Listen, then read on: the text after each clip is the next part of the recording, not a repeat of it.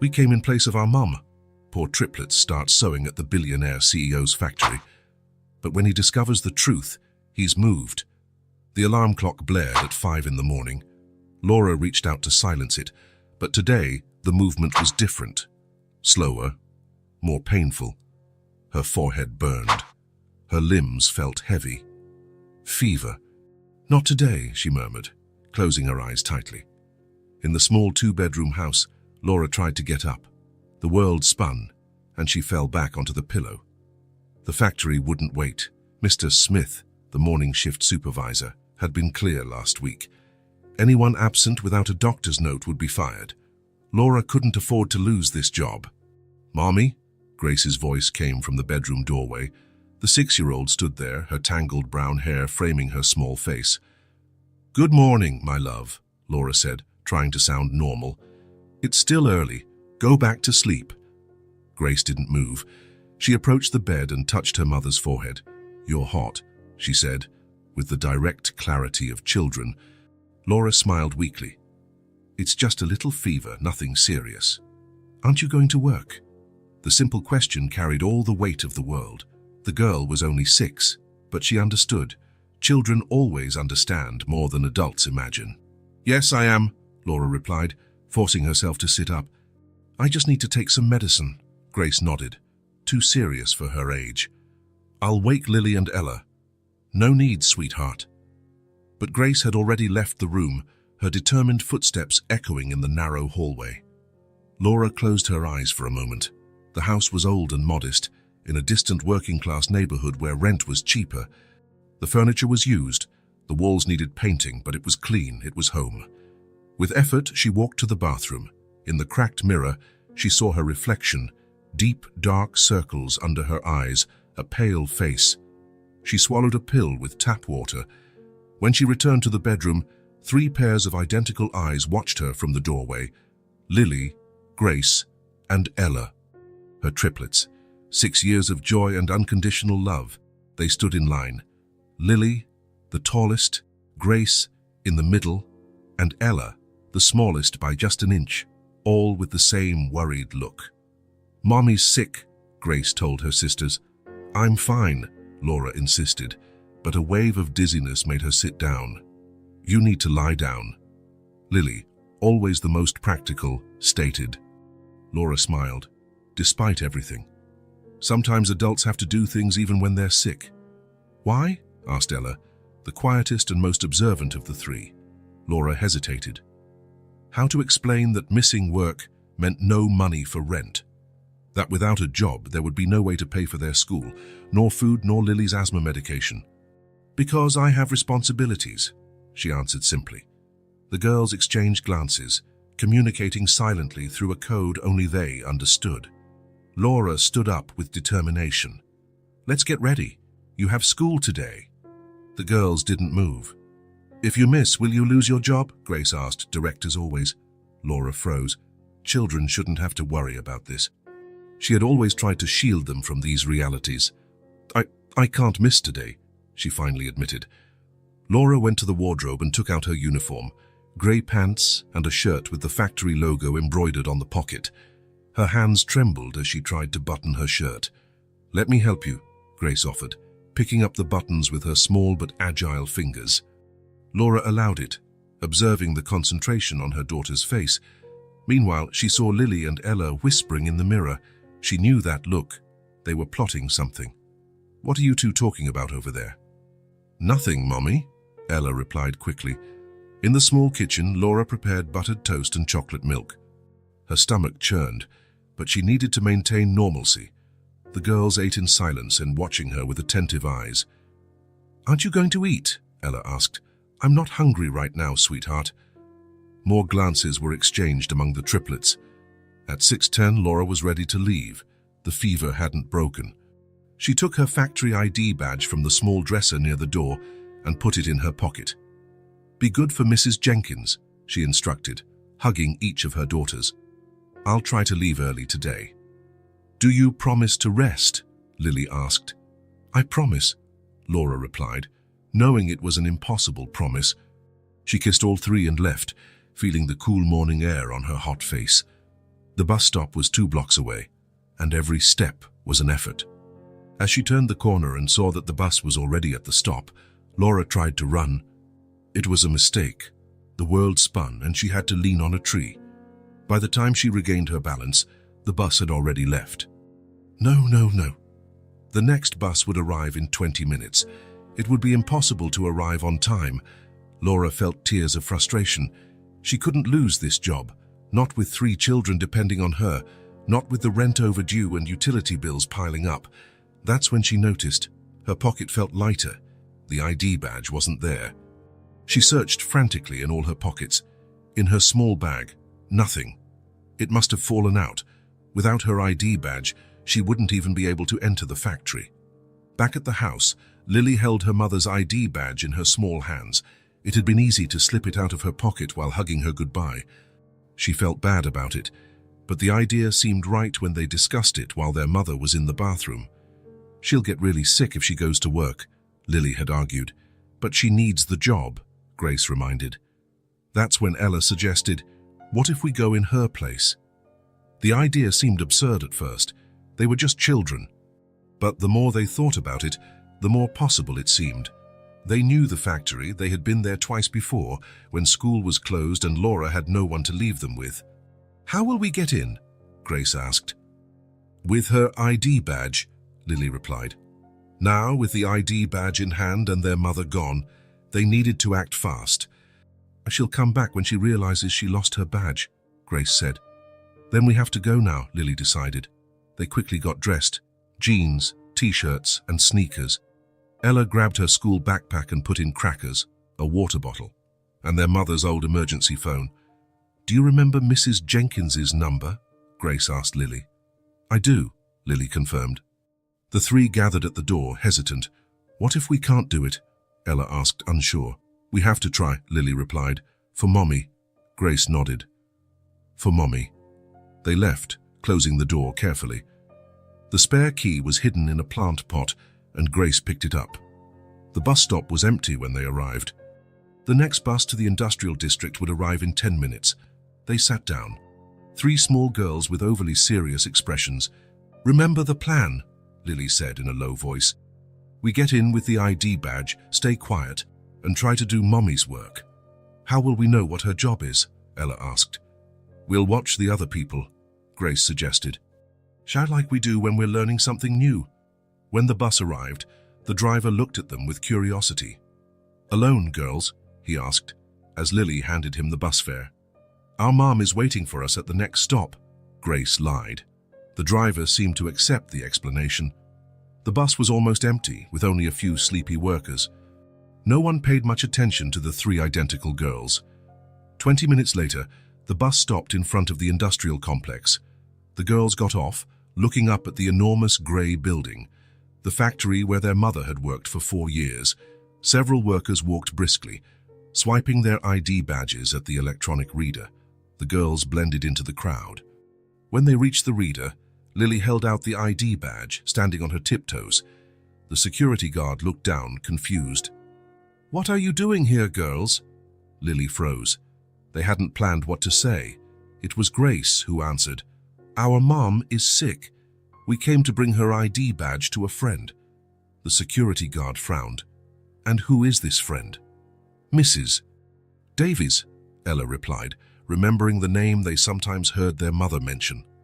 The man seemed undecided, but the line behind them grew and people began to complain. All right, he finally said, but go straight to her and don't wander around.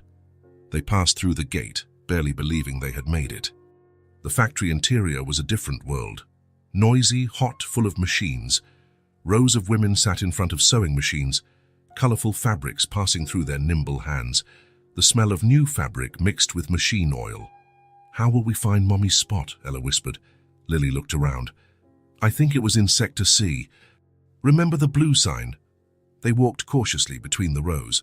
Most workers were too focused to notice 3 little girls sneaking around. Finally, they found Sector C. Lily recognized her mother's workstation by the small flower sticker on the side of the machine. It's here, she whispered to her sisters. The station was empty, with fabrics piled up and the machine silent. Beside it, A woman sewed quickly. "What do we do now?" Grace asked. Lily looked at the pile of fabrics, at the machine, at the semi-finished pieces. She had seen her mother sew at home. It didn't seem that difficult. "Let's try to do what Mommy does," she decided. She climbed onto the chair, with Grace and Ella by her side. The machine seemed much larger up close. Lily picked up a piece of fabric, placed it under the needle, and hesitantly stepped on the pedal. The machine whirred, startling her.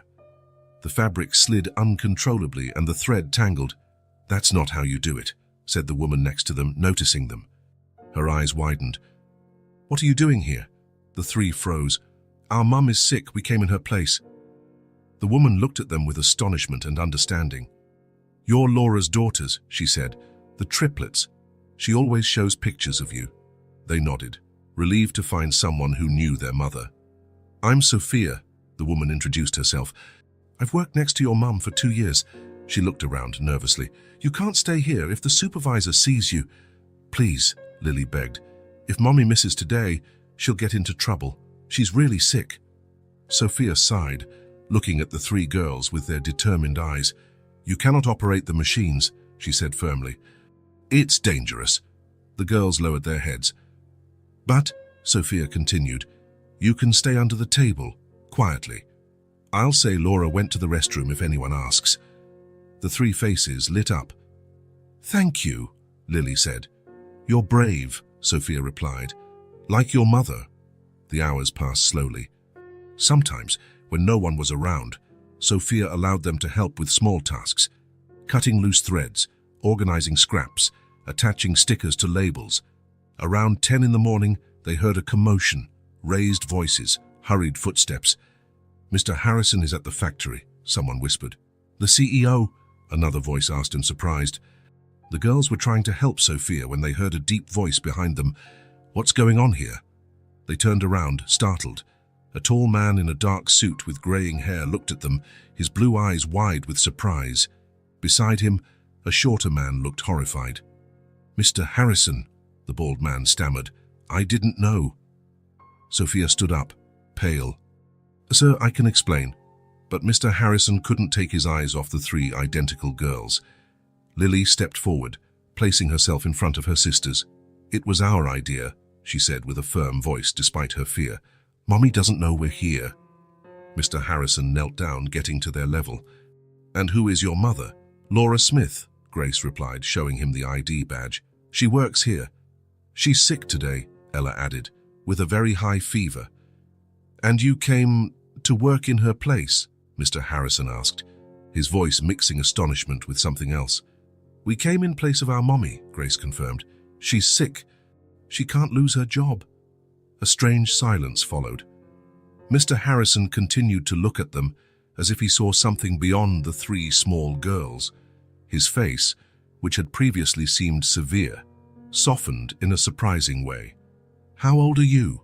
he finally asked. "6, us," they answered together. "And you came all the way here by yourselves?" They nodded. "We took the bus," Lily explained, "just like Mommy does every day."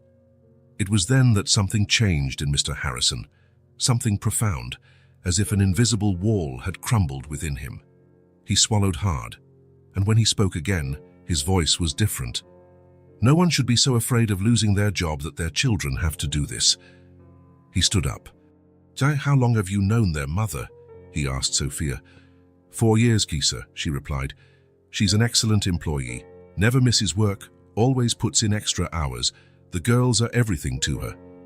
Mr. Harrison nodded slowly, returning his gaze to the triplets. "Do you know your home address, where your mother is now?" "Yes," Lily replied cautiously. "Why?" "Because I'm taking you home," he said, surprising everyone. "And I'm going to check on your mother." The girls looked at each other, unsure. "Are we not going to be in trouble?" Ella asked, her voice trembling. Marcus Harrison, the man who managed the factory from afar, through reports and numbers, smiled slightly. "No," he assured them. "No one is going to be in trouble today." Then, to everyone's astonishment, he extended a hand to the girls. "Shall we go? Your mother must be worried." After a moment of hesitation, Ella was the first to take the offered hand. Grace and Lily soon followed, each holding onto a side of the man's coat.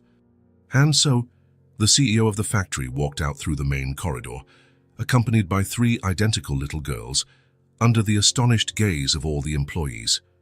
Something had changed in that moment, not just for Marcus Harrison, but for the entire factory.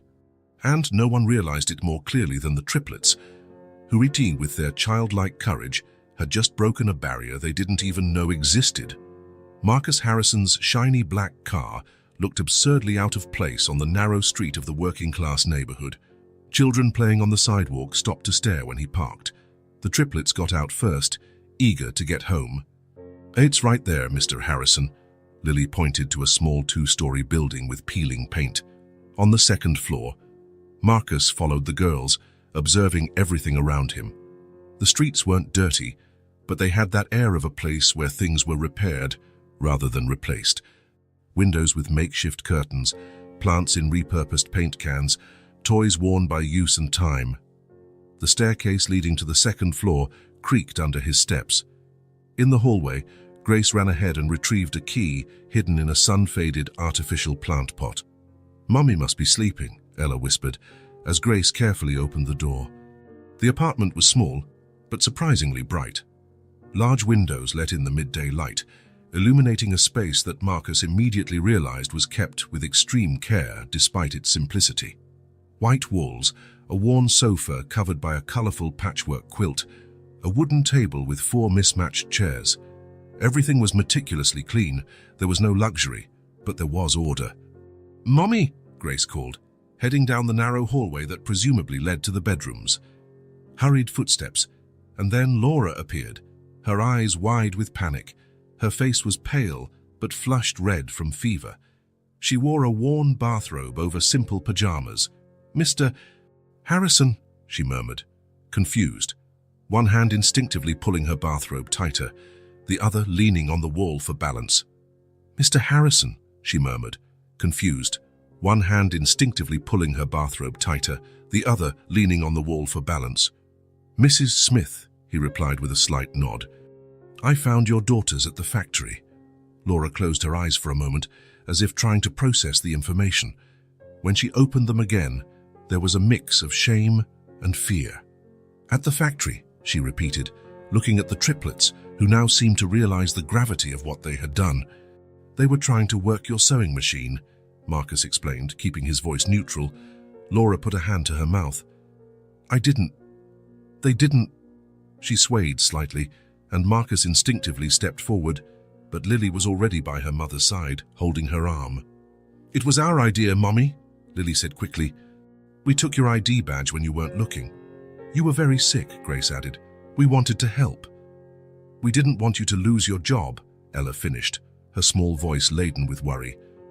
Laura looked at her daughters, then at Marcus, and the CEO could clearly see the moment she understood everything.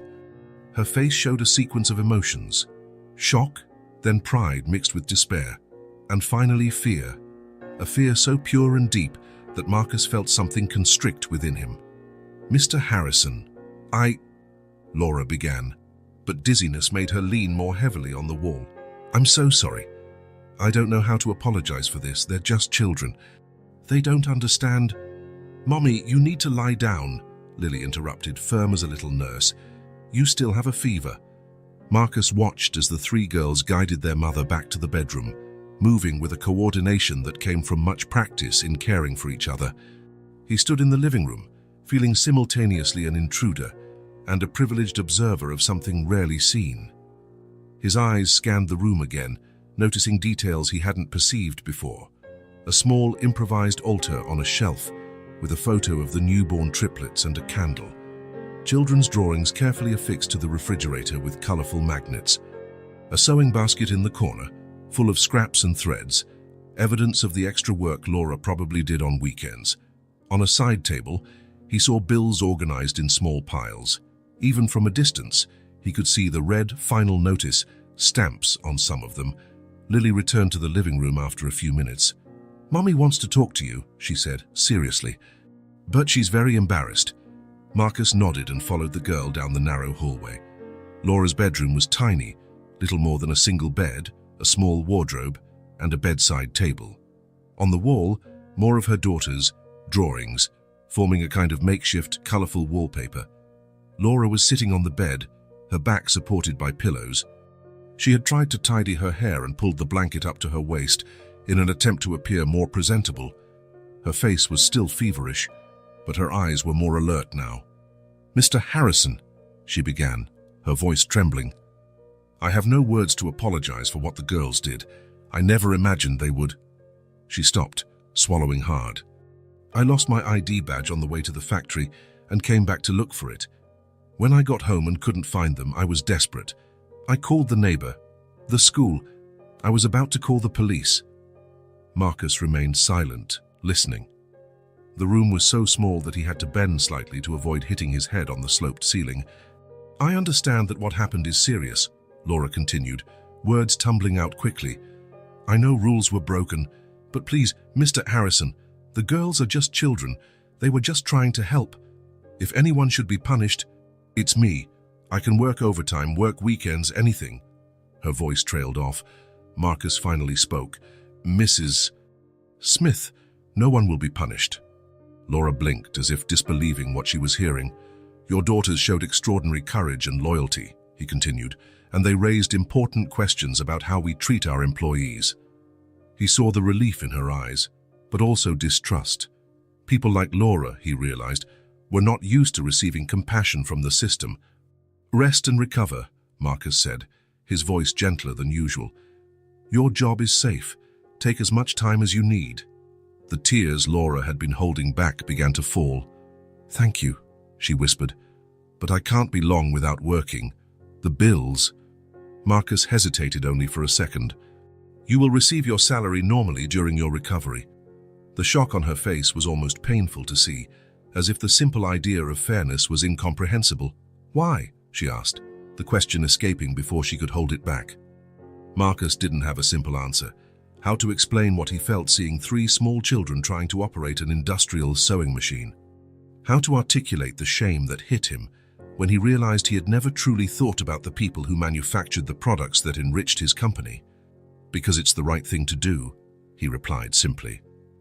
When he returned to the living room, he found the triplets sitting in a row on the sofa, waiting for the verdict like little defendants in a courtroom. Their identical faces turned to him simultaneously, big eyes filled with expectation and fear. "Your mother will be fine," he said, "and no one is in trouble." The 3 girls, shoulders visibly relaxed. "Will she be able to rest?" Grace asked. "Yes," Marcus confirmed, "for as long as she needs." "And she won't lose her job?" Lily insisted. "No," he assured them. "Her job is secure." Ella, the quietest, looked at him with her piercing eyes. "Promise." Marcus felt the weight of that simple word. A promise to a child was not a trivial thing. It was absolute, sacred. "I promise," he replied, with a seriousness that surprised even himself. The 3 smiled, and Marcus saw in those identical smiles a trust he didn't deserve, but one he was somehow determined to honor. Before leaving, he went to the kitchen and discreetly left some cash on the counter. Not as charity, he thought, but as an advance for the work Laura would do once she recovered. As he closed the apartment door, Marcus Harrison felt something strange and uncomfortable in his chest, a sensation he couldn't immediately name, but one that stayed with him as he descended the creaking stairs, got into his luxurious car, and drove back to the world he was accustomed to. It was unease, a profound discomfort he could no longer ignore. In the rearview mirror, he saw the building receding, one of dozens of similar ones, housing hundreds of stories like Laura's and her daughter's. Stories he had never considered important. Something was changing inside him. A certainty grew, uncomfortable but inevitable. He could no longer run his company the same way. Not after today. Not after truly seeing the people behind the numbers on his spreadsheets. Marcus Harrison, the CEO who had never cared about anything beyond results, felt his heart restless for the first time in a long while, and he knew, with a disturbing clarity, that nothing would ever be the same. Marcus Harrison walked into his office at company headquarters the next morning, with a feeling he hadn't experienced in years: discomfort. The glass walls, the minimalist and expensive furniture, the almost reverential silence. Everything now seemed strangely artificial after his visit to Laura Smith's home. His assistant, Sophia, had already organized his day's schedule and left a cup of coffee exactly as he liked it on his desk. "Good morning, Mr. Harrison," she greeted him with professional efficiency. "The executive committee is waiting in the meeting room for the quarterly report, and Mr. Thompson has called 3 times since yesterday." "It seems urgent." Marcus nodded distractedly, his thoughts still on the creaking staircase of Laura's building, the bills with red notices, the determined eyes of the triplets. "Sophia," he said suddenly, "I want you to bring me all human resources reports from the factory. Attendance records, employee turnover, complaints, everything. From the last 2 years," Sophia blinked, surprised. In 6 years of working as Marcus's assistant, he had never asked for these reports. "And cancel the meeting with the executive committee," he added. "Tell them we have a more urgent matter to discuss and reschedule for tomorrow." "Yes, sir," Sophia replied, clearly intrigued by the change in behavior. "Anything else?" "Yes. Contact the legal department. I want a complete review of our policies on sick leave, authorized absences, and overtime compensation." 2 hours later, Marcus's office was covered in folders, reports, and charts.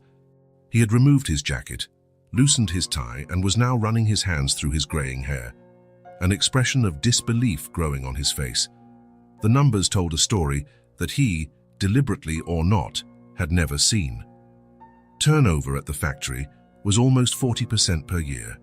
Employees rarely stayed more than 3 years, except for supervisors like Thompson. Reasons for termination were almost always the same: absenteeism, low productivity, or simply not fitting the company culture. An internal memo from the Human Resources Department, dated 2 years ago, caught his eye. "We recommend implementing additional breaks during the 8-hour shift to reduce repetitive strain injuries and improve long-term productivity."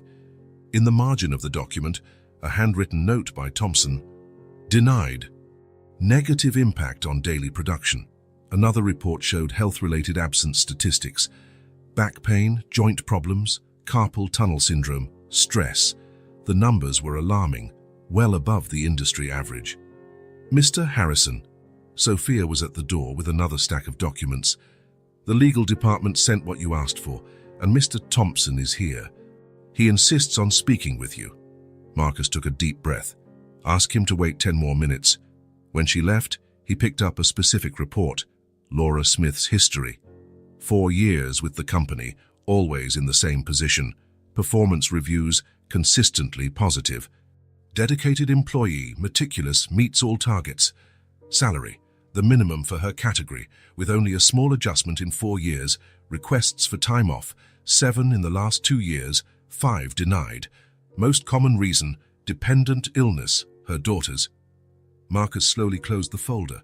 Laura was not an exception, as she was the standard.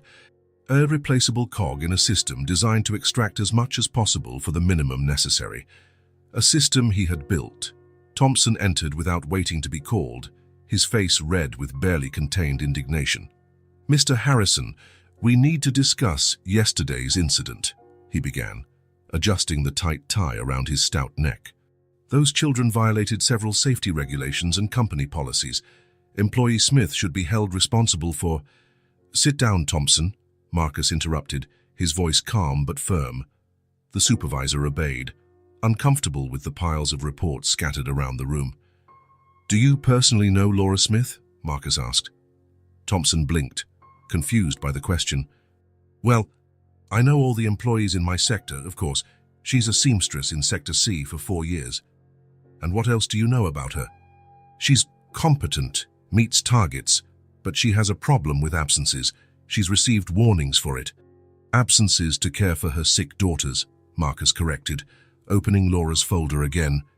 "Janet's 6-year-old triplets she raises alone." Thompson looked away, uncomfortable. "Rules are for everyone, Mr. Harrison. We can't make exceptions based on personal situations. Productivity would suffer." Marcus pushed aside the documents in front of him and leaned closer to Thompson. "Did you know we have a 40% turnover rate?" Do you know how much it costs to constantly replace and train new employees? It's industry standard, sir. Textile factories have always had high turnover. And you think that's good for business? Marcus asked, his voice hardening. Losing experienced employees like Laura Smith because we can't offer 3 days off when she's sick? Thompson started to reply, but Marcus raised his hand, silencing him. I am reviewing all our human resources policies, he announced. Starting today, we will implement a new system of authorized absences, regular breaks during shifts, and an employee benefits program for those with more than 1 year of service. Thompson's face paled. Mr. Harrison, this will have a significant impact on operational costs. The shareholders will receive sustainable long-term returns, Marcus cut in, not inflated profits at the expense of our employees. Health. Thompson looked genuinely confused. For years, Marcus Harrison had been the relentless advocate of efficiency above all else. This sudden shift in perspective was incomprehensible to him. What happened yesterday? He finally asked. Why are you changing everything because of one employee? Marcus looked out his office window, which offered a panoramic view of the city. Somewhere out there, in an apartment too small for a family of 4, Laura Smith was probably still in bed, worried about the bills she couldn't pay if she lost her job. It's not because of one employee, Marcus replied, turning his gaze back to Thompson. It's because I finally saw what we built, and I don't like what I saw. At 2 in the afternoon, the main conference room was full. The directors of each department sat around the large mahogany table, exchanging confused glances. They were rarely summoned with such urgency. Marcus entered last, carrying a folder. Without preliminaries, he went straight to the point. Ladies and gentlemen, today we will implement significant changes to our operational policies, he announced, his voice clear and decisive. Our current model is unsustainable from both a human and business perspective. A murmur ran through the room. Charles Davis, the finance director, was the first to speak. Marcus, what are these changes? We haven't received any preparatory memo, no impact analysis. Because there was no time for bureaucracy, Marcus replied, distributing copies of a document. This is the new operational code of conduct that goes into effect today. The directors flipped through the document with expressions ranging from surprise to alarm. This is radical, commented Mary White, production director. 15-minute breaks every 2 hours, paid sick leave, flexibility for family emergencies. Marcus, this will reduce our production by at least 15%. In the short term, yes, Marcus agreed. In the long term, it will reduce our turnover, decrease health-related absences, and improve product quality. Theory, Davis retorted. In practice, our competitors will continue operating under the old standards and leave us behind. Marcus smiled slightly. And then we will be the first to change those standards, and I believe the market and consumers will eventually recognize that. The shareholders won't like it, Davis warned. The board might call for your head over this. Let them, Marcus replied with a calm that surprised even himself. But first, I'll show them the numbers I saw today. The long-term sustainability of our current model is an illusion, gentlemen. We are extracting value from our employees as if they were non-renewable resources, and that ends now. Mary White studied Marcus with curiosity. What happened, Marcus? Why this sudden change? Marcus hesitated. How to explain the transformation brought about by 3 small girls trying to operate a sewing machine? How to describe the impact of seeing Laura Smith's home with its improvised altar and bills with disconnection notices? Let's just say I finally saw our company from the correct perspective, he replied. From the factory floor, not the top floor of the corporate building. Davis shook his head, skeptical. This is sentimentalism, Marcus. Business is numbers. Marcus slammed his hand on the table, harder than he intended. The sound echoed through the room, silencing everyone. No, Charles. Business is people. And for too long we've treated our people as numbers. He opened his folder and pulled out a series of photos. They were images of the factory, taken without the employees realizing. Tired faces, uncomfortable postures, expressions of disguised pain. Do any of you know these faces? Has any of you spent more than an hour on the factory floor, spoken with the operators? Asked about their lives. The silence was his answer. We thought we were efficient because we optimized processes, Marcus continued. But what we actually did was normalize human exhaustion and call it efficiency. He stood up, looking each of the directors in the eye. We will no longer treat exhaustion as efficiency. From today, the well-being of our employees is as important as the numbers at the end of the quarter. And I will not accept arguments to the contrary. The room remained silent for several seconds. Finally, to everyone's surprise, it was Mary White who spoke. I agree with Marcus, she said, closing her copy of the document. In fact, I've tried to implement some of these changes in the past, but she briefly looked at Davis. I always ran into budgetary restrictions. One by one, other directors began to nod. Not all of them, of course.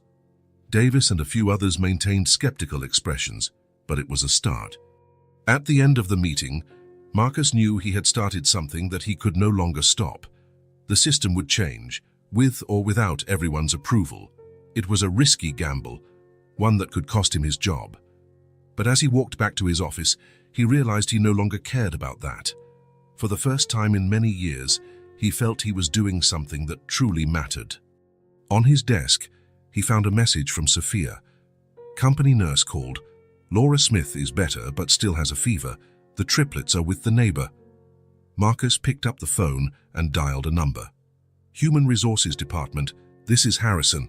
I want you to immediately implement a childcare assistance program for employees with children. And check if Laura Smith has already been registered to receive the long service bonus. As he hung up, Marcus looked out at the city. Somewhere out there, 3 identical girls waited for their mother to recover, unaware that their courageous actions had just changed not only their lives, but potentially the lives of hundreds of other workers. Thank you, Lily, Grace, and Ella, he murmured to himself. The system was beginning to change. Marcus Harrison knew nothing about children's toys. At 53, childless, and having spent most of his adult life in corporate offices, he had never needed to think about the subject. So standing in the central aisle of the toy store, he felt completely lost. Can I help you, sir? A smiling saleswoman asked. Yes, Marcus replied, relieved. I'm looking for dolls for 3 girls, sisters. Triplets, actually. How old are the girls? 6 years old. The saleswoman guided him through a section filled with all kinds of dolls, dolls that talked, that cried, that walked, that came with technological accessories and exorbitant prices. These are the most popular this season, she explained, showing a plastic doll with colorful hair and a shiny dress. They come with a mobile app and... No, Marcus interrupted, feeling that wasn't right. Something simpler, more real. The saleswoman seemed momentarily confused, but then smiled with understanding. I think I know what you're looking for. She led him to a less flashy section of the store, where cloth dolls with simple clothes and delicately embroidered faces were displayed. These are handcrafted, she explained. Each one is slightly different from the other. They are dolls for real play, not just for display. Marcus picked one up, feeling the soft texture of the fabric. It was simple, but there was something genuine about it. He chose 3, each with different colored hair and dresses. Would you like gift wrapping? The saleswoman asked when he headed to the checkout. Marcus hesitated. No, just a bag is fine. Leaving the store with the paper bag swinging in his hand, he felt strangely nervous. Would the girls like the gift? Was it not sophisticated enough? Would Laura misinterpret his gesture? This last question haunted him all the way to the working-class neighborhood. For the first time in decades, Marcus Harrison was concerned about the impression he would make, not as a CEO, but simply as a person. When he parked in front of Laura's building, he noticed that one of the windows now had a small flower box. It hadn't been there last time. A small sign of hope, perhaps. He climbed the creaking stairs, the paper bag firmly held in his hand. He was about to knock on the door when he heard children's laughter from the other side. The sound made him smile involuntarily. He knocked twice, gently. The laughter stopped, followed by hurried footsteps. The door opened, and 3 identical faces appeared, one above the other at different heights. Mr. Marcus, the triplets exclaimed almost in unison, their eyes lighting up with recognition. "Hello, girls," he replied, still not entirely accustomed to the warm reception. "Mommy," Grace called, turning into the apartment. "It's Mr. Marcus." Laura appeared from the hallway, drying her hands on a dish towel. Her face was flushed, but now with health, not fever. She wore simple jeans and a light blue top, her hair pulled back in a practical ponytail. "Mr. Marcus," she said simply, with a shy smile. "I hope I'm not bothering you," he replied, feeling strangely formal. "I was passing by and thought I'd see how you all were." It was an obvious lie. No one like Marcus Harrison passed by that neighborhood by chance. Laura seemed to notice, but her smile only widened. "You're not bothering us," she assured him. "Please, come in." The girls stepped back to let him pass, watching him with clear curiosity, especially the bag in his hand. The apartment was different, the same walls, the same simple furniture, but there was something new in the air. Flowers in a makeshift vase on the table, the smell of something baking in the oven, a lightness that hadn't been present during his first visit. "You're looking better," Marcus observed, looking at Laura. "I am," she confirmed. "Thanks to your generosity, being able to stay home to recover made all the difference. The changes at the factory too," Marcus added, referring to the new policies he had implemented. "It wasn't just for you. It was necessary." Laura nodded, a look of understanding passing between them. She had returned to work a week ago, and like all employees, had noticed the immediate changes: regular breaks, an improved cafeteria, less aggressive supervisors. "It's hard to believe," she said softly. "For me too," Marcus admitted, and both chuckled slightly. The triplets, who had observed this interaction with interest, now stared intently at the bag Marcus still held. "What's in the bag, Mr. Marcus?" Lily finally asked, the most direct of the three. Marcus feigned surprise. "In the bag? Let me see." He opened the bag and looked inside. "Looks like I have something here for 3 very brave girls I know." The 3 girls' eyes widened. "For us?" Grace asked, incredulous. "If your names are Lily, Grace, and Ella, then yes, it's for you," Marcus replied, trying to maintain a serious tone, but failing as a smile appeared on his face. He pulled the 3 cloth dolls from the bag, handing the pink-dressed one to Lily, the blue-dressed one to Grace, and the green-dressed one to Ella. There was a moment of absolute silence as the girls looked at the dolls in their hands. Marcus felt a pang of insecurity. Maybe he had made a mistake. Maybe they were too sophisticated for such simple dolls. Then Ella, the quietest of the 3, hugged her doll to her chest and looked up at Marcus with shining eyes. "She's perfect," she whispered. In seconds, the other 2 followed suit, hugging their dolls and thanking him enthusiastically. Marcus watched, relieved and touched by their genuine reaction. Laura, who was watching the scene leaning against the kitchen doorway, had an expression that was hard to read, gratitude mixed with something more complex. "You didn't have to," she said softly when Marcus looked her way. "I wanted to," he replied simply. "Are you staying for dinner, Mr. Marcus?" Lily asked, still hugging her doll. Marcus hesitated, looking at Laura. He didn't want to impose his presence. "Mr. Marcus must have other engagements, dear," Laura began. "Actually," Marcus interrupted, surprising himself, "I don't have any engagements today." Laura seemed momentarily speechless, but then she smiled. "Well, we're having lasagna. Nothing fancy, but there's enough for everyone if you'd like to join us." "I'd love to," Marcus replied, realizing it was true. And so, the CEO of one of the country's largest clothing factories found himself sitting at the small table in a modest kitchen, eating homemade lasagna with a seamstress and her 3 daughters. The conversation flowed with surprising naturalness. The girls talked about school, about their favorite books, about how they had helped take care of their mother during her recovery. Marcus, in turn, found himself sharing stories from his own childhood, something he rarely did. He spoke about growing up on a farm in the countryside before moving to the city, about his first job delivering newspapers, about how he always wanted a dog but never had one. "You can have one now," Grace observed, with the simple logic of children. "You're an adult," Marcus laughed. "I suppose so, but I live alone and work a lot." "It wouldn't be fair to the dog. Don't you have family?" Ella asked, her voice small but direct. A brief silence followed the question.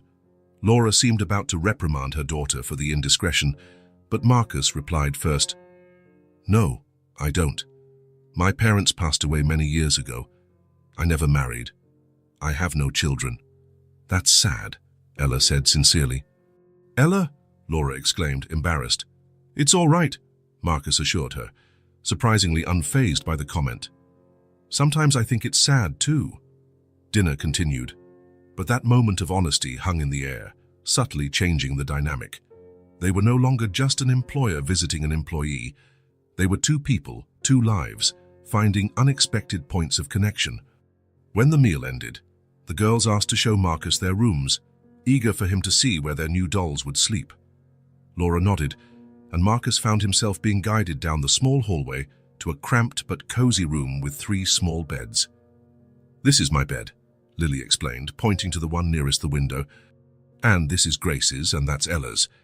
The beds were simple, covered with colorful quilts that Marcus suspected Laura had made herself.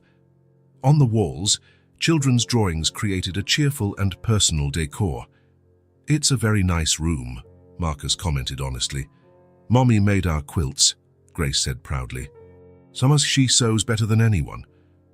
"I don't doubt it for a second," Marcus replied, thinking about how Laura's stitching was always praised at the factory. When they returned to the living room, Laura was clearing the dishes. Marcus offered to help, but she politely declined. "It's getting late," Laura said, looking at the clock. "Girls, bath time." The triplets protested automatically, but without much conviction. They were clearly tired, despite the excitement of the visit and the gifts. "I should go," Marcus said, taking the hint. "Thank you for dinner." "It was delicious." "Thank you for the dolls," Laura replied, accompanying him to the door while the girls reluctantly headed to the bathroom, still holding their dolls. At the door, there was a moment of hesitation. Marcus felt he should say something, but didn't quite know what. "It was a lovely evening," he finally said. Laura nodded. "It was. Maybe I could. Come back sometime?" The question slipped out before he could think better of it. Laura seemed surprised, but then she smiled. "The girls would like that, and so would I." Marcus descended the stairs with a strange, light feeling in his chest. Something had begun there that night. Something different from anything he had ever known before. The following week, Marcus returned. This time, he brought a bag of fresh fruit, apples, pears, grapes, and strawberries, which he knew were too expensive to be part of the girls' regular diet. He was greeted with the same joy, the triplets running to open the door before he even knocked. Laura, less surprised this time, had prepared tea. They sat in the living room, eating fruit and talking about the week. Laura spoke about the changes at the factory, how the atmosphere seemed lighter, how people smiled more. "Mrs. Davies even organized a group for us to have lunch together," she reported. "That never would have happened before." Marcus listened, satisfied. The changes were working, not just in the numbers, which were also improving, surprisingly, but in the spirit of the place. That night, before he left, Ella asked him to read them a story. Marcus, who hadn't read children's stories since his own childhood, found himself sitting on the edge of Ella's bed, with a fairy tale book in his hands and 3 pairs of attentive eyes fixed on him. His voice, normally used to lead meetings and dictate memos, now brought princesses, dragons, and sorcerers to life. The triplets listened, fascinated, and even Laura, standing at the bedroom door, smiled as she watched the scene. That second visit established a pattern. Every week, usually on Thursdays, Marcus would appear at Laura's apartment door. Sometimes he brought fruit, other times new books, or small luxuries he knew Laura rarely bought for herself: good tea, artisanal chocolates, a soft shawl when the weather began to cool. The visits weren't just about gifts, though. They were moments of connection, a pause in the fast pace of his executive life. There, in that small apartment, Marcus wasn't the feared CEO, the man whose decisions affected hundreds of lives. He was just Marcus, the man who read stories, who brought fruit, who laughed at the girls' jokes. At the beginning of the second month of these visits, the evening reading ritual had become firmly established. Marcus would read a chapter from a children's book, the girls would listen, and then Laura would put them to bed. Then, The adults would sit in the living room, drinking tea and talking in low voices. It was on one of those nights that Laura finally asked, "Why do you do this, Marcus?" He had noticed she had started using his first name recently, dropping the formal Mr. Harrison. He liked it. "Do what?" he asked, though he knew exactly what she was referring to. "Coming here, spending time with us. I'm sure you have more important things to do." Marcus considered the question, looking at the teacup in his hands. "I don't," he finally replied, surprising both of them with his honesty. "So in fact, this has become the most important part of my week." Laura studied him in silence, her eyes reflecting the soft lamplight. "The girls eagerly await your visits," she said. "They talk about you all the time." "And you?" The question escaped before he could stop it. Laura smiled, a slight blush rising to her cheeks. "Me too." On a particularly rainy Thursday, Marcus arrived at the apartment drenched, having forgotten his umbrella at the office. Laura insisted he take off his wet jacket and hung it near the heater to dry. The girls found the sight of the always immaculate Mr. Marcus with dripping hair and a crumpled shirt hilarious. That night, when he finished reading the chapter from the book, Ella didn't rush under the covers as usual. Instead, she opened her bedside table drawer and pulled out a folded paper. "I made this for you," she said, handing the paper to Marcus. It was a crayon drawing. It showed 4 stick figures, 3 small with long hair, 1 larger with short hair, all holding hands. A large red heart surrounded the figures. At the top, in colorful, uneven letters, was written, "Our family." Marcus looked at the drawing, feeling something constrict in his chest. "It's you with us," Ella explained, pointing to the larger figure. Marcus couldn't answer immediately. A knot had formed in his throat. Did you like it?" Ella asked, worried by his silence. "I liked it very much," he finally managed to say. "It's the most beautiful gift I've ever received."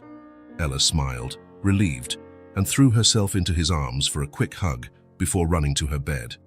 Later, when the girls were asleep and he was preparing to leave, Laura noticed the care with which he folded the drawing to put it in the inner pocket of his now dry jacket. "She'll be happy you liked it so much," she commented. "I'll put it on my desk," Marcus replied, "to remind me of what really matters." The next day, in his corporate office, Marcus kept his promise. Ella's drawing, now in a simple wooden frame, occupied a prominent place on his desk. When Sophia, his assistant, entered with the day's agenda, she immediately noticed the new item. "Nice drawing," she commented, curious. "It was a gift," Marcus replied, without elaborating. Throughout the day, executives and managers who entered his office for meetings also noticed the new addition. Some seemed confused, others curious, but no one dared to ask directly. For Marcus, however, the meaning was clear. That simple drawing, with its stick figures and red heart, represented everything that had changed in his life in recent weeks. It was a symbol of the transformation that began with 3 little girls sneaking into a factory, and which now spread like ripples, affecting not only his company, but his own view of what it meant to live a fulfilling life. Looking at the drawing during a break between meetings, Marcus realized he was smiling, the beginning of something different, indeed. Something he never imagined for himself, but that he now couldn't imagine living without. It was an autumn Sunday, the kind of day that seems suspended in time, with the sun creating golden patches through the leaves that were beginning to change color. Marcus had arrived earlier than usual, bringing ingredients for a lunch he had offered to prepare. The Thursday visits had expanded to weekend gatherings, when time allowed. In Laura's small living room, the triplets played with their dolls, the same ones Marcus had brought months ago, now a little worn from constant love. They had created an elaborate world for their daughters, with complex stories that only made sense in their childlike logic. Laura and Marcus were sitting on the tiny balcony, little more than a widened railing with space for 2 chairs. It was the place where they talked when they wanted a moment of tranquility, away from the curious ears of the girls. From there, they could see the neighborhood park where families enjoyed the good weather. "So why do they seem so happy?" Marcus commented, observing the triplets through the half-open glass door, as if nothing in the world could disturb them. Laura smiled. That smile Marcus now knew well, full of love, but also with a shadow of worry that never completely disappeared. "Children have that ability," she replied, taking a sip of the tea she held in her hands, "to find joy even when everything around seems uncertain." There was something in the way she said it that made Marcus realize there was more to that observation than the superficial words indicated. In recent months, he had come to know many layers of Laura: her determination, her kindness, her surprisingly sharp humor. But there was always something reserved, a part of her that remained guarded. The question had formed in his mind weeks, perhaps months ago, but it had never seemed like the right time to ask it. Perhaps there would never be a perfect moment. "Laura," he began, choosing his words carefully. "I've never asked about the girl's father." He saw the immediate change in her face, a subtle tension in her shoulders, an almost imperceptible tightening of her jaw. For a moment, Marcus regretted asking, but then Laura turned her eyes to her daughters playing in the living room, and something in her expression transformed. She took a deep breath, like someone preparing to dive into deep waters. "He was arrested," she finally said, her voice low but firm. "He was violent. He drank, yelled, hit." She paused, her eyes still fixed on the girls. "When I found out I was pregnant, I ran away." "He never knew the girls." Marcus nodded in silence, realizing the weight of those simple words, the complex and painful story they hid. "It was the hardest and easiest thing I've ever done," Laura continued, now looking at her own hands. "Hard because I was alone, scared, penniless. Easy because I knew I had no choice. Not after I knew there would be 3 babies growing inside me." A light breeze moved her hair, and Laura tucked it behind her ear in an automatic gesture. Marcus remained silent, giving her space to tell her story at her own pace. "I moved to another city, took temporary jobs, slept in shelters when I needed to.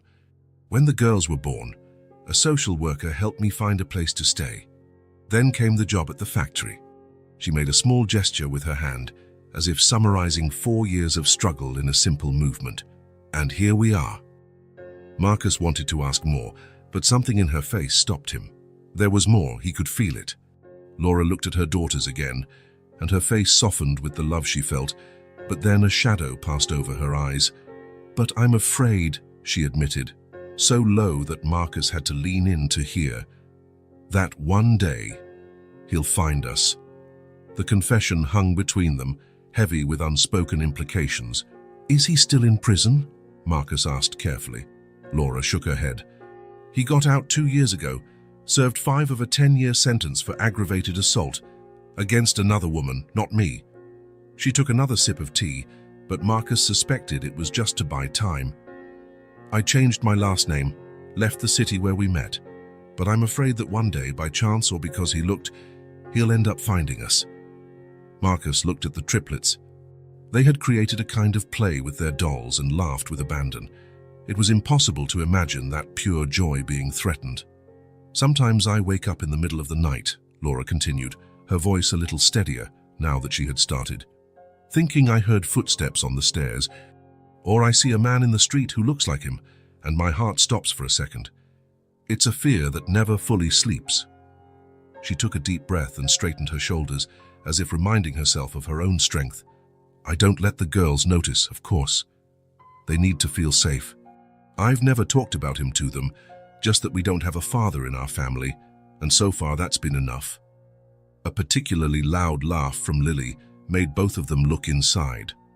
The girls had put improvised hats on their dolls, transforming them into explorers of some imaginary jungle. "They are extraordinary," Marcus commented, genuinely admiring. "And like you," Laura smiled, a true smile this time. "They are my strength. Every time I think about giving up, I look at them and find the courage to continue." They sat in silence for a few moments, watching the girls play. Marcus felt the urge to say something, to offer solutions, protection, guarantees. It was his nature as an executive, to identify problems and solve them, but something stopped him. This was not a problem to be solved with resources or quick decisions. It was the complex reality of Laura's life. "Thank you," she said suddenly. "For what?" Marcus asked, surprised. "For not saying everything will be all right. For not promising to protect me. for just listening. She turned to him, her eyes meeting his directly. Most people immediately want to reassure me when I tell them this, as if my fear was something to be fixed, not respected. Marcus said nothing. He just looked at her with deep respect, finally understanding another layer of Laura Smith. She wasn't just the dedicated mother who worked hard, the kind woman who welcomed him into her home, the strong person who faced difficulties without complaining. She was also someone who lived with constant fear and, yet, managed to create a home full of joy for her daughters, living with courage and also with fear, and that made her even stronger. The silence between them was not uncomfortable. It was a silence of mutual understanding, of a trust that had slowly grown over the months. Marcus realized that Laura hadn't shared that story with many people. He wasn't just a visitor in her home now, he was someone she trusted. "Mommy, Mr. Marcus," Grace called from the living room. "Shall I come see our play?" Laura smiled and stood up. "Duty calls," she said, a lightness returning to her voice. "We can't disappoint our audience." Marcus followed her inside, observing how she transitioned smoothly from serious conversation to the role of enthusiastic mother. It was a delicate balance she had perfected, carrying her burden without letting it crush everyday joy. Sitting on the small sofa side by side, they watched the Triplets' grand performance, a confusing story about explorers, hidden treasures, and a friendly dragon who was actually a transformed prince. During the performance, Marcus noticed that Laura's hand had found his in the space between them on the sofa, a light, almost casual touch. She didn't look at him, her eyes fixed on her daughters, but her fingers intertwined with his in a gesture of silent trust. In that simple moment, Marcus understood that he had become part of something precious. Not just the Sunday afternoons and bedtime stories, but the fragile and valuable trust of a family who had learned to find joy while living with fear. And he promised himself, silently and without fanfare, that he would do everything in his power to be worthy of that trust. 6 months had passed since the day 3 small identical girls snuck into the factory. 6 months since Marcus Harrison had really looked, at the people who worked for him. That Monday morning, the factory was a different place. The same machines hummed, the same smell of new fabric and machine oil hung in the air. But something fundamental had changed. Marcus walked the factory floor without warning, something he now did regularly. Before July, his visits were rare and announced events, causing tension and anxiety. Now, his presence was met with smiles and nods. "Good morning, Mr. Harrison," a seamstress greeted him without interrupting her work. "Good morning, Mrs. Jones," he replied, remembering her name. "How's that problem with your machine?" "Much better, sir. Maintenance came the same day. I couldn't believe it." Marcus smiled. "Small changes, big differences. The new policy of preventive maintenance and immediate response to machine problems had reduced downtime and, more importantly, the operator's stress." Continuing his way, he paused briefly at the new break area that had been created. What was once just a cramped corner with a few hard chairs was now a comfortable area with sofas, a small library, and even some plants. A group of employees enjoyed their 15-minute break, another change implemented in recent months. "Mr. Marcus," a familiar voice called out. Laura was sitting with some colleagues, a book open on her lap. "I didn't know you were coming today." "Last-minute decision," he replied, approaching the group. The other women, who would have been tense with the CEO's presence before, simply smiled and continued their conversation. "We're discussing ideas for the new uniform," Laura explained, showing some designs on the paper in front of her. "Since you asked for suggestions, and you have many from what I see," Marcus observed, genuinely interested. One of the women, whom Marcus recognized as Mrs. Davies, Laura's friend, showed a simple but elegant design. "This model would be more comfortable for those who work sitting all day," she explained, "and different colors could identify the different sectors." "I like that," Marcus replied, genuinely impressed. "I'll take that idea to the design department." "Seriously?" Selma asked in surprised. "I thought you were just asking for our opinion out of formality." Marcus shook his head. "Not anymore. Who better to decide on uniforms than the people who wear them every day?" The brief break ended, and the employees returned to their posts. but without the anxious rush of before. There was a more humane rhythm now, a dignity that Marcus perceived more and more clearly. In the packing section, he stopped to chat with an older man who was carefully folding finished pieces. "Mr. Green, how is your grandson?" he asked, remembering their conversation from the previous week. The man, who would have barely dared to look the CEO in the eye before, smiled broadly. "Much better, Mr. Marcus. That specialist recommendation the HR department gave us, it made all the difference. The boy is already going back to school." "Excellent," Marcus replied, genuinely pleased. The new health assistance program for employees and their families had been one of the most significant changes and, surprisingly, one of the most cost-effective. Employees who didn't have to constantly worry about their families' health were more present, more focused, and happier employees. Continuing his walk, Marcus noticed a young woman who seemed new to the company. She worked carefully, but still without the speed of more experienced employees. "Hello," he greeted, stopping beside her. "I'm Marcus Harrison." The young woman looked up, nervous. I know who you are. I'm Isabella. I started last week." "How has your experience been so far?" he asked, genuinely interested. Isabella seemed surprised by the question. "It's been good. Better than I expected, actually. My cousin worked here 2 years ago and said it was very different." "Different how?" "Well, she said it was stressful, that no one had time to teach anything, that supervisors would yell if you made mistakes." Isabella hesitated. "But it's not like that, Mrs. Kelly, who works over there," she pointed to a more experienced employee, "has been patiently teaching me everything. And Mr. Paul, our supervisor, checks my progress without pressure." Marcus nodded, satisfied. The new mentorship program, where experienced employees received a small bonus for training newcomers, was working as expected. "And what do you think we could improve even further?" he asked, surprising the young woman again. I can suggest things." "Of course. Who better to identify problems than those directly involved in the work?" Isabella thought for a moment. "Well, I think the rotation system for the cutting tables could be more efficient. Sometimes we're waiting for material while other areas are overloaded." Marcus pulled a small notebook from his pocket and wrote down the observation. "I'll check that with the logistics team." "Thank you, Isabella." The surprise on the young woman's face at seeing the CEO of the company noting her suggestion was visible. But there was something else there, a sparkle of recognition, of appreciation. In the supervisor's office, Marcus found Thompson, the formerly authoritarian supervisor. The man had changed too, not by his own choice initially, but eventually adapting to the new company culture. "Mr. Harrison," Thompson greeted him, "I was reviewing the numbers for the new flexible production system.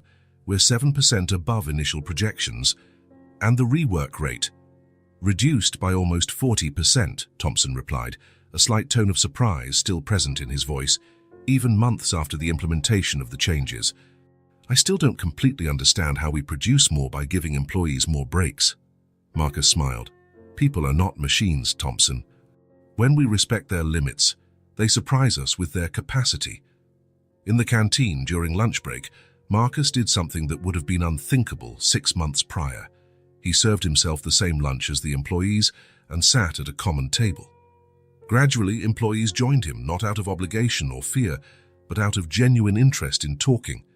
They discussed new products, suggested improvements to the workflow, and even joked about how the canteen food had drastically improved. They finally discovered what salt is. A particularly touching moment occurred when an older employee timidly approached him. "Mr. Harrison," she said, "I just wanted to thank you for the new retirement plan. I've worked here for 22 years, and I never thought I could retire with dignity." Marcus shook her hand with respect. "We thank you for your years of dedication, Mrs. Adams. 22 years is a lifetime of contribution." Later, as he walked back to his office, Marcus encountered Sophia, the employee who had helped the Triplets on that fateful day. "Mr. Marcus," she greeted him with a smile.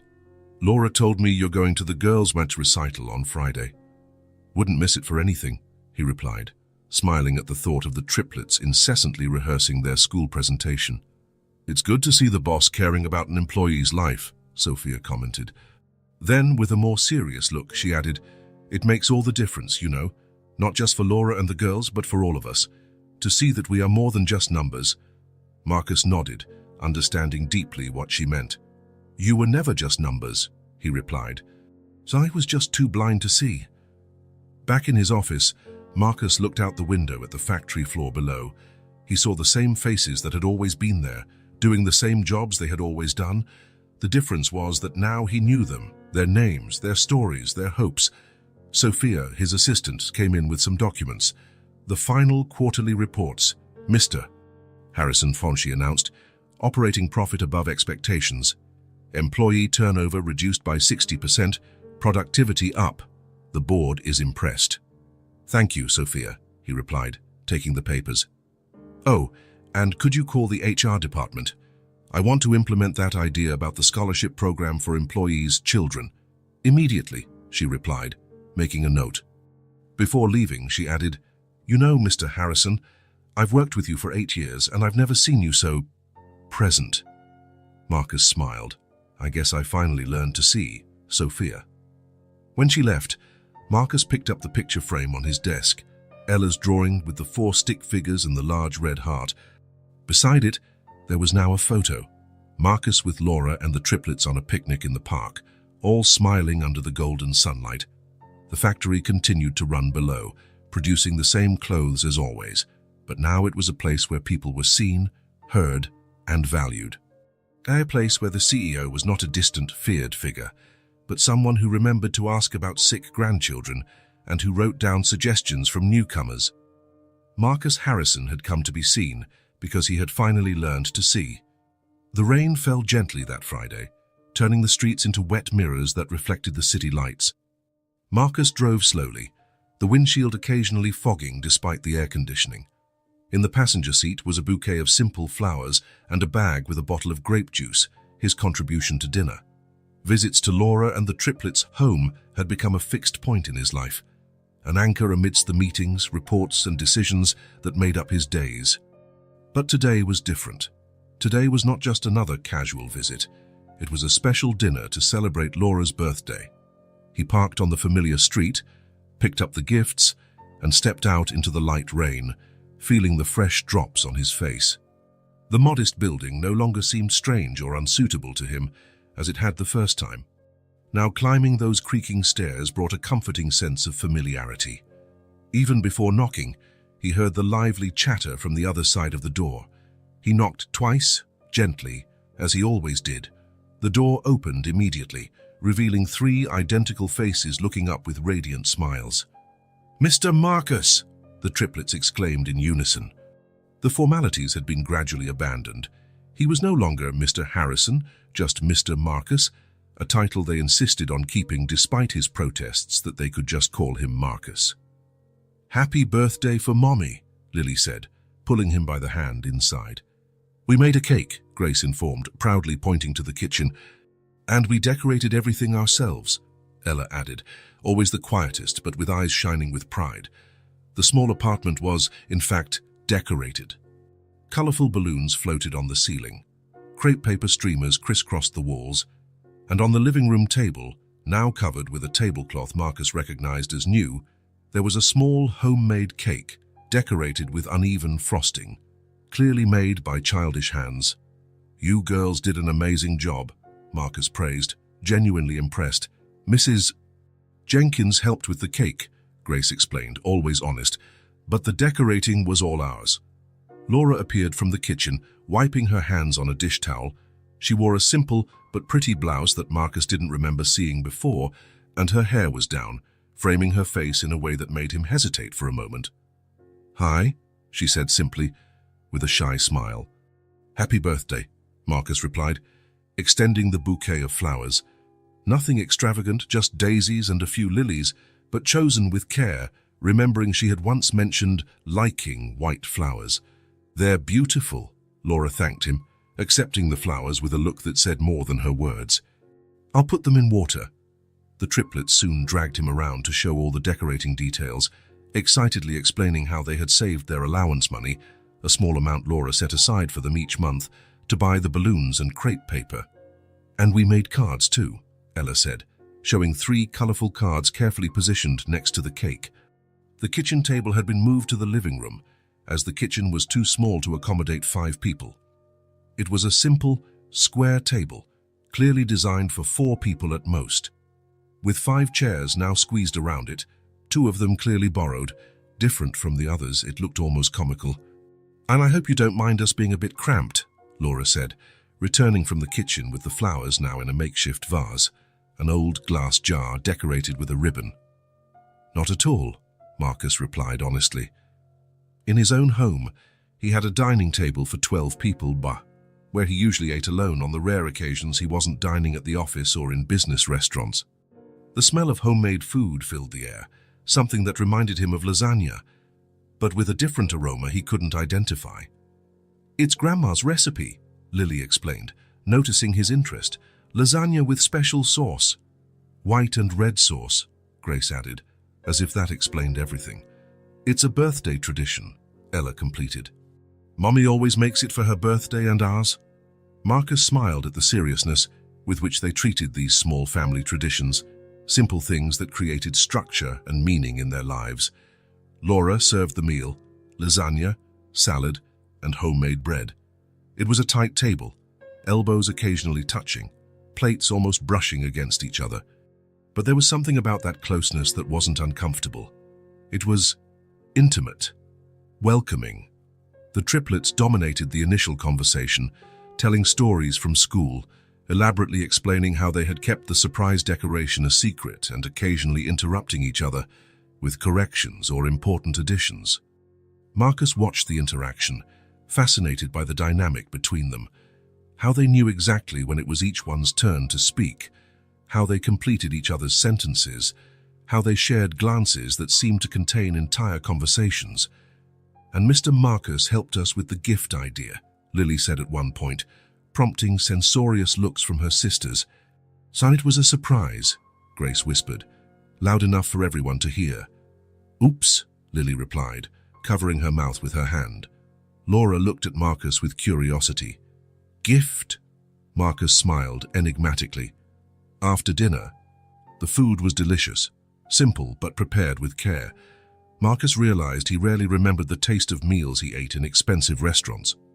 But he knew he would remember this one. When the plates were cleared, the girls insisted it was cake time, but first Laura had to open the presents. They went first, handing over their handmade cards and a small joint package. "We saved up together," Grace explained.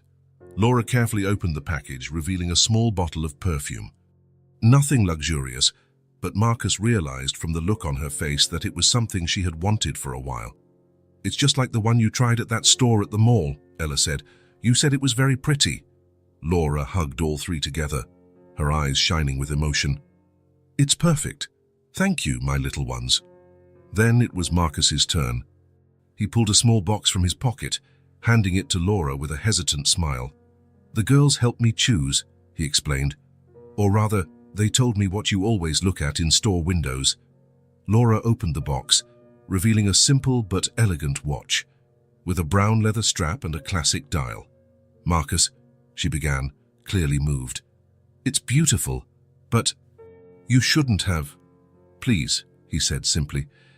"You always check the time on your phone and say you'll buy a real watch someday." Laura smiled, understanding that he really paid attention to the small details. She put the watch on her wrist, where it fit perfectly. Then came the cake, with its bright candles and imperfect but loving decoration. They sang Happy Birthday, Marcus feeling strangely emotional as he joined his voice with the triplets in the simple song. Afterwards, with the cake served on small plates, the conversation flowed naturally, moving from trivial topics to dreams and hopes. The girls talked about what they wanted to be when they grew up. Lily wanted to be a veterinarian, Grace thought about being a teacher, and Ella, always the artist, dreamed of drawing beautiful things that make people happy. Eventually, it was time for the girls to go to bed. They protested, as always, but the promise that Marcus would read a story before bed smoothed the transition. Sitting on the edge of Ella's bed, with the 3 girls settled in their respective beds, but all attentive to the story, Marcus read about transformed princes, distant kingdoms, and happy endings. His voice, which commanded boardrooms and negotiated multi-million-dollar contracts, now softened to create magical worlds for 3 sleepy-eyed girls. When the story ended and the lights were off, Marcus returned to the living room to find Laura cleaning up the last traces of the party. Without saying anything, he picked up a cloth and began to help. They worked in comfortable silence for a few minutes, until everything was clean and tidy. Then they sat on the small sofa, the apartment now quiet except for the soft sound of rain against the windows. "Thank you," Laura finally said. "For everything, the gift, the help with the girls, for being here." Marcus looked at her, realizing how easy it was to be there, in that small apartment with its cramped table and thin walls. How natural it felt to sit on that worn sofa and feel that he was exactly where he should be. "You know," he said, choosing his words carefully, "I come here thinking I'm helping you somehow, bringing a little joy into your lives." He paused, looking at his own hands. "But the truth is, I found something here that I never had before." Laura waited, giving him space to continue. "Peace," he said simply. Sitting at that cramped table, with elbows touching and laughter all around, "I found a peace I've never experienced in my entire life." Laura smiled, a soft smile that lit up her eyes. Without saying anything, she reached out and took his hand. They stayed like that for a long moment, just existing together in the comfortable silence of the apartment, the sound of the rain creating a protective barrier between them and the outside world. At that small table, Marcus Harrison had found something infinitely greater than anything his money and power could ever buy. He had found a place to belong. 1 year, 365 days since 3 small girls snuck into a factory, determined to save their sick mother's job. 1 year since Marcus Harrison saw for the first time the people behind the numbers. In his penthouse office, Marcus watched the factory below. The morning sun illuminated the complex, so different now from the grey place it had been. The new garden between the buildings bloomed with spring flowers. The bicycle parking, a suggestion from a young employee, was full. And for the first time, there was no line of people waiting to hand in their resignation. Marcus turned to his organized desk. In the center, simply framed, was still the drawing Ella had made, 4 stick figures holding hands, surrounded by a red heart. Beside it, there were now photos: Marcus, Laura, and the triplets on a picnic, another from the company's Christmas party, where the girls had charmed everyone with their energy. Sophia, his assistant, entered with a folder.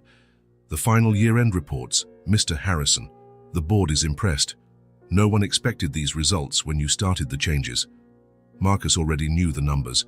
Productivity increased by 22%. Turnover reduced from 40% to less than 8%. Quality so superior that rework costs fell by half. "Looks like treating people as human beings is good business after all," he commented, smiling. "Who would have thought?" Sophia replied. "Oh, Laura confirmed Sunday dinner and reminded me it's your turn to bring dessert." "Thanks. Can you cancel my last meeting today? I promised the girls I'd watch their school presentation." "Already done," she confirmed before leaving. Marcus walked to the window, his gaze drawn to the area where Laura's machine was located. She still worked there, now with flexible hours that allowed her to pick up the girls from school. She had refused his offer of an administrative position. She liked to sew, she just didn't like being treated like a machine. The factory was transformed. The same walls, the same roof, but a completely different spirit. People chatted while they worked. Laughter could be heard. Supervisors helped instead of just demanding. And music played softly in some sectors, creating a lighter atmosphere. Small changes that, together, completely transformed the place. The phone rang. "Mr. Harrison, the documents for the new company structure are ready. Are you sure about this?" "Absolutely," he replied without hesitation. "Converting to a shared ownership model is the next logical step. Employees deserve to own a part of what they build." After hanging up, Marcus picked up the picture frame with Ella's drawing. His fingers traced the outline of the red heart. Now there was a 5th figure in that makeshift family, though the drawing hadn't been updated yet. Who could have imagined that 3 girls trying to operate a sewing machine would change everything? Not just the factory or the company, but Marcus's own life. Before too, his world was defined by acquisitions, mergers, profits. Now, it was measured in Sunday dinners, bedtime stories, cherished drawings, and Laura's smile when he held her hand. As evening approached, Marcus closed his computer. There was a school presentation to attend. In the elevator, he met Thompson, the formerly authoritarian supervisor who, surprisingly, had adapted well to the changes. "On your way to the Triplets school?" he asked, more relaxed than a year ago. "Presentation on the solar system," Marcus confirmed. "Those girls are special. They changed everything around here, didn't they?" Marcus smiled. "Yes, they are." And yes, they did. As he left, he waved to employees who were also ending their day. He knew most of them by name now. He knew about their children, their dreams, their difficulties. They were people, not resources. In the car, on the way to the school where 3 identical girls eagerly awaited him, Marcus reflected on the irony. He had spent his life accumulating wealth and power, only to discover that true value lay in a child's smile, a single mother's trust, the warmth of a dining table too small for 5 people. The drawing on his desk said it all. 3 girls and a mother had shown him what true value is, and Marcus Harrison would never be the same. The change had happened quietly, without grand announcements. Just a man who had learned to see people as people. A CEO who had discovered that empathy wasn't just a word for social responsibility reports, but the foundation of everything that mattered. And as he drove towards the school, with flowers for 3 little solar system stars, Marcus smiled. Sometimes, the biggest transformations begin with the simplest gestures. Like the love of 3 girls for their mother, strong enough to change a man, a company, and perhaps, a little bit, the world. If this story touched your heart, subscribe to the channel and turn on notifications so you don't miss the next ones. Leave a like because it helps this story get recommended to more people. See you in the next story.